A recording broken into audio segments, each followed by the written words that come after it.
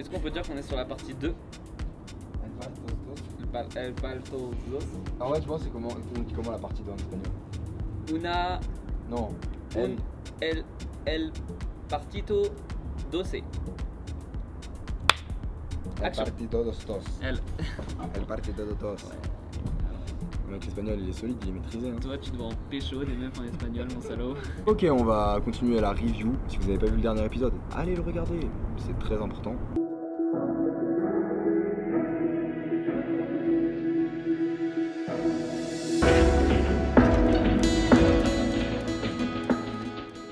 On va review une main de Paul Alexis.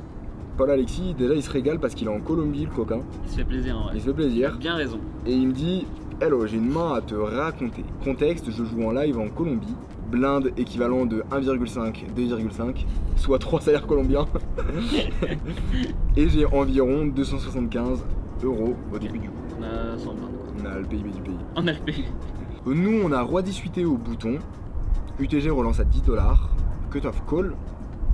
Et ce qu'il faut savoir, c'est que le joueur au cutoff, c'est le spot de la table, il en fout partout, et donc on a envie de le jouer. Là-dessus, Paul Alexis, PA, on va l'appeler, PA. il décide de call. Je trouve que c'est quand même une erreur, parce qu'on a envie de faire grossir le pot contre le joueur au cutoff. On a envie de l'isoler, quoi, jouer contre lui. C'est une main qui va quand même très bien jouer en 3 bêtes. Personnellement, je préfère prendre le spot de squeeze ici et relancer. En plus, on a une très bonne jouette post-flop avec. Une très bonne jouetée, ouais. Mais la jouetée, c'est hyper important. C'est très important. Très important. Au final, les autres fold et on se retrouve à 3 sur un flop valet 9, 6, rainbow. Le joueur UTG check très vite. Le joueur au cutoff check en soupirant. Fait chier, quoi. Fait chier. J'ai pas touché, voilà. Et du coup, il décide de bluff et de miser 16 $. Franchement, quand c'est un joueur vraiment nul qui soupire, faut voir en fait si le mec il soupire dans toutes les mains ou si c'est la première fois qu'il soupire.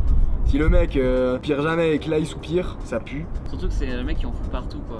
Ouais. Donc, après, si c'est le mec qui soupire, à chaque Oui. fois, il y en a en vrai. Oui, je suis ok. Il y en a, donc ici il décide Ouais, de miser 16 $. Moi je suis pas fan quand il y a un joueur qu'on fout partout.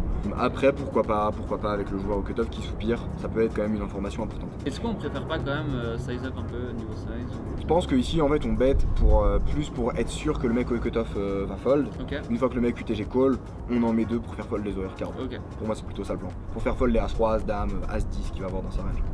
Le joueur UTG c'est un joueur chinois très agressif et il la check rapidement au flop, ce qui me fait penser qu'il a rarement des overpairs. Ça dépend parce que le mec il peut très bien se dire putain il y a un joueur fou furieux qu'en fout partout, j'ai envie de checker pour le laisser bluff. Exactement, genre il y a le contexte derrière et avec ce joueur aggro dans le coup on peut pas trop être sûr de ça, quoi. Complètement. Turn, ça tombe un 5 qui ouvre un tirage couleur, qui décide de checker. Et là, nous, au bouton, on décide de miser 43 $ dans un pot qui en fait 60. Je trouve que c'est une mise qui est trop petite. Moi, j'ai vraiment envie d'assurer ma FE sur des mains comme As-Roi, As-Dame.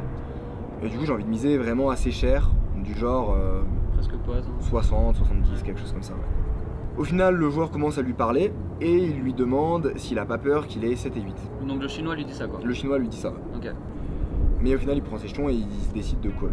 River, ça tombe un 4. Ok. Et là-dessus, le joueur chinois décide de reprendre l'initiative et de miser 95 $. Premier élément, je trouve qu'on s'est mis un peu dans la merde avec notre sizing à la turn. Ah, parce qu'en fait, on sait pas exactement quelles mains sont arrivées river. On sait pas s'il a call des As-Dame, des As-Roi. Enfin, la FE est pas certaine. Ouais, en fait. on perd tonne de clairvoyance sur sa range. On laisse l'opportunité au mec finalement de plutôt bien jouer, quoi. Parce que ce qui est bien, c'est que quand on bet cher et qu'il call et qu'il donk, il a aucun bluff, hein, il a que Dame 10 qu'on bloque, quoi. On est assez bien. Donc voilà, au final, il décide de miser 95 $ et il lui reste 90 derrière. Pour moi, c'est un spot où il y a trop peu de bluff. Il y a 7 et 8 qui est rentré. En bluff, il a Dame 10. Mais le problème, c'est que Dame 10, on le bloque. Il y a Roi Dame, mais Roi Dame, ça nous bat. On pourrait re-jam pour le faire fold, mais pour autant, est-ce qu'on a vraiment envie de jam? Moi j'ai l'impression en plus que genre ses mains qui va bet, tu vois, genre c'est parce qu'il a des block bet, je pense, avec des valets X ou même des fois avec des 9X. Et ben je suis pas sûr de la FE que j'ai dessus, tu vois. Ouais, complètement. Il peut même avoir des mains comme 10-10, tu vois, ouais. 10-10 qui s'affichent complètement comme ça. Qui block bet, ouais. il a pas envie de prendre un gros bet river, je sais pas pourquoi. Et c'est sûr que ça va pas fold, le mec il lui reste que 90 derrière. Pour moi, on est dans un spot où le call est pas rentable parce qu'il y a des bluffs qui nous battent, le rebluff est pas rentable parce qu'il y a trop de mains qui vont pouvoir bet call, et donc juste on abandonne. Ceci dit, lui il lui a mis dans sa range des mains comme As-Roi, As-Dame. Ok. Alors je dis pas ça peut arriver dans sa range, mais le problème c'est qu'il aussi s'est mis dans un spot compliqué à la turn quoi. Ouais. Parce que c'est typiquement le plan de jeu, c'était de faire fold ces mains là. À la turn, ouais. Et du coup quand il bet small, enfin quand il bet relativement small à la turn, je trouve qu'il se met dans un spot compliqué tout seul. Parce que même si le mec il donk pas, on fait quoi river? Il a tonne valet pour call. Est-ce qu'on a vraiment envie de jam? Non. Ouais. Donc pour moi, tu t'es mis dans un spot trop compliqué et que le mec donc bet à la river et qui donc bet pas. Dans tous les cas, on est dans un spot compliqué. Parce que j'ai l'impression que même si on rajoute dans sa range des mains comme As-Dame, As-Roi qui vont bet fold, j'ai l'impression que le push est pas quand même. Ouais, puis des mains comme As-Roi, As-Dame, on va les pondérer à très faible fréquence déjà. As-Roi, ouais. one time, ça peut le check call. C'est ça. Voilà quoi, on se trouve dans un call. Surtout c'est un chinois agressif, non? Ouais. Je sais que les chinois ils sont chauds quand même dans les calls et tout, ils ont pas peur de mettre de l'argent au milieu quoi. Ouais, complet. Donc c'est pas le genre de profil que j'ai vraiment envie de fold dans un spot comme ça, tu vois. Si c'est un hit et tout, quand il lui reste 90 derrière, on peut encore de temps en temps bluffer, tu vois. Mais là dans ce spot là précis, j'ai l'impression que c'est pas optimal. Yes.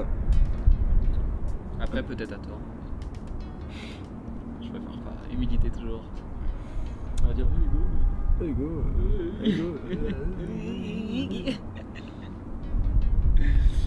Est-ce qu'on se fait pas un petit deuxième spot? Allez. Ok. Ok. On part sur une petite main de tomate du coup? On part sur une petite main de tomato la tomate. Oh, bâtard. Il y a rien qui va. No sense. Le mec il envoie une main, il se fait trash.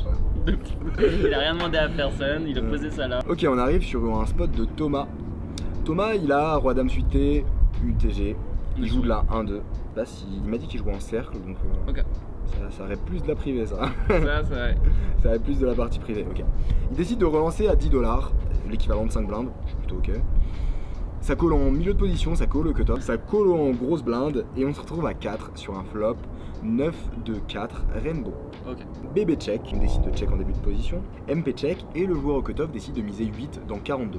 Le joueur en grosse blinde call et ici Thomas il décide de call pour avoir ses 2 overs et son backdoor. Moi je suis ok pour dire que déjà on fold pas. Ouais.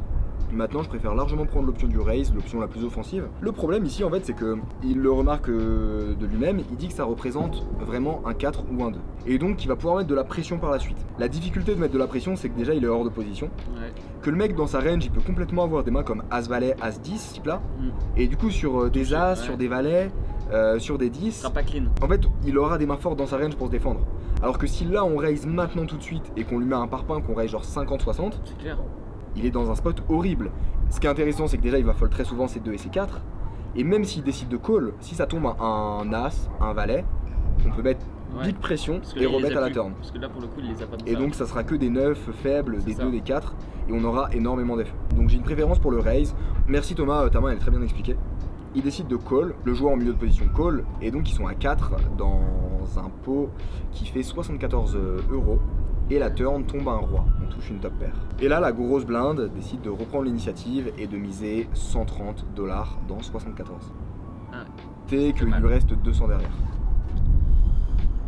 Ah franchement moi je pense go fold non? Bah pour moi franchement d'expérience c'est roi 4, roi 2, roi 9. Il a les roi 4, roi 2 suité et roi 9 off. Maybe de temps en temps ça va peut-être jouer comme ça 2-2-4-4 tu vois parce 2-2-4-4 complètement ouais. Parce que ça va pas raise au flop comme c'est un peu très sec. Et en plus de ça il y a plein de joueurs à parler derrière lui donc sa range elle est pas complètement capée.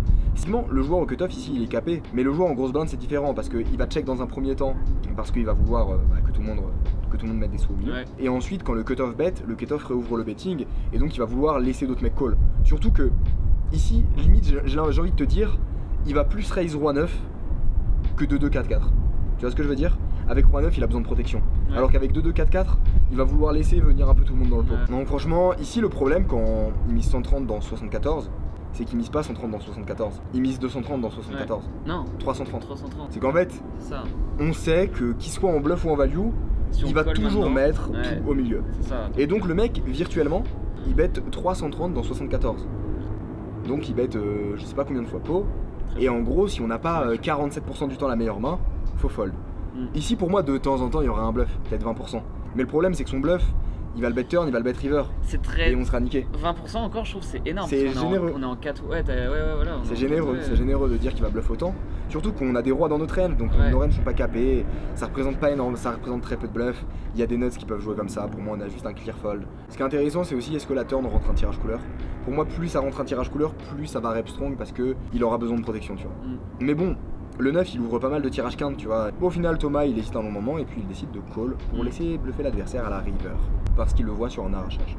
On peut pas dire que son thinking est mauvais, dans le sens si vraiment Thomas, si tu penses que le mec il a des purs bluffs, si vraiment tu t'es posé, t'as réfléchi de manière pragmatique et que tu t'es dit ok, ici j'estime qu'il a plus de 50% du temps un bluff, qu'il va le bet river et que je peux call sereinement, bah c'est que c'est bien joué quoi. C'est que c'est bien joué. Ouais voilà c'est ça. Moi je te dis juste mon ressenti de ce que je vois du play, mais je suis pas dans tes games, je connais pas le mec en face, je connais pas la dynamique. On sait pas ce qui s'est passé avant, etc. Du coup tu vois c'est pour moi c'est plus difficile. Moi je te dis voilà, si je joue le coup comme ça, je fold. Après faut que tu fasses confiance à tes ressentis à toi. Il y a pas de problème à se tromper sur ses ressentis. Parce que si ton ressenti te dit que là il a un bluff, que tu calls, qu'il n'y a pas de bluff, bah finalement peut-être que tu vas le call 3 fois, 4 fois et tu vas te dire ah tiens il n'y a jamais de bluff dans ce spot. Et du coup tu vas arrêter de le bluff. Donc franchement juste fais-toi confiance, si tu vois qu'il y a des bluffs tant mieux. Si ton raisonnement pour toi il y a des bluffs, call. Faut juste pas que tu te dises bah putain j'ai top pair, j'ai la meilleure main. Du coup, river, qu'est-ce qui se passe? À river ça tombe un 7 de trèfle, une break totalos. Le mec décide de faire tapis pour 200$. Du coup il suit son plan et il décide de call. Ah ça aurait été le pire là par contre de fold river. Oui, bah oui, ça aurait eu aucun sens quoi. Sauf si on pense qu'il bluffe en one time même. Et il perd le coup, à ton avis il avait quoi? Bah à mon avis frérot il avait 4-4-2-2, 4-4-2-2, roi 9, moi je vois plus roi 4 suit, roi 2 suit. Roi 9 j'ai quand même l'impression qu'il peut plus le raise. Moi j'ai un petit penché pour le 2 et 4, pour 4 et 2. Moi je dis 4 et 2. 4 et 2 Pour moi 4 et 2 le mec a presque peur de mettre autant dans le pot. Ouais, parce qu'il est battu par roi 9 quoi. Ouais, je sais pas, je dirais 4-4-2-2. Ouais, 4-4-2-2 c'est vraiment la main où il va pas avoir peur de mettre au milieu, où il a pas de bloqueur effect et où le mec va mettre tout au milieu. Allez Thomas. Thomas qui a vu le message. Il claque 9-9. Oh. Ah brelan. Ok. Ce qui fait sens aussi. Ce qui fait sens aussi, ouais. Ce qui fait sens. Totalement. Ouais, c'est clair. Ah donc on était bon quoi. Plus des mains qui unblock les rois et qui n'ont pas peur et qui n'ont pas peur de se value cut quoi. C'est ça ouais. Mais 9-9 clairement ça fait sens. Putain je suis dégoûté, j'ai dit 4 et 2 quoi. 4 et 2 Toute ma vie quoi, toute ta vie t'es derrière. Je suis une merde. Bah t'as pas dit au revoir? Non mais j'ai pas dit au revoir le mec, on a fait une main. On a fait 2. La vidéo elle fait 42 minutes. Bon bah voilà quoi. Voilà. C'est fini. Non mec tu mets sur 2 basses avantage. Pourquoi? C'est fini. Voilà les gars, j'espère que les spots vous ont plu. N'hésitez pas à me dire ce que vous en avez pensé en commentaire. Si vous n'êtes pas d'accord avec certains coups, j'en discuterai avec vous dans l'espace commentaire. Ravi d'avoir vos avis. Ouais, très intéressant. Ouais. On se laisse là-dessus. On range notre petit matos. Ça part. Et on vous fait des gros bisous. Tu t'es fait mal? Non, c'est le mec qui a eu un peu mal. Ah. Tant pis pour lui.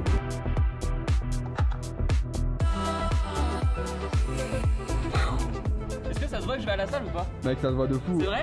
Je commence à être stock là. Là, je commence à.